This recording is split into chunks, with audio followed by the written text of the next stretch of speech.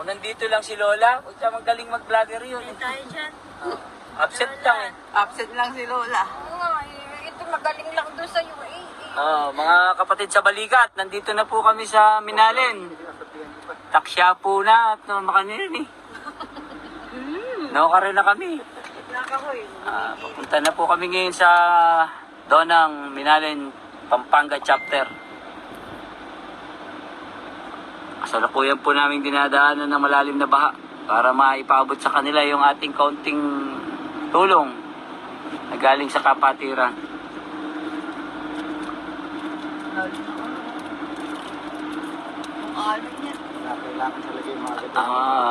Ang pondo po ng kapatiran ay ibinili ng mga relief goods para maibigay natin doon sa mga nangangailangan.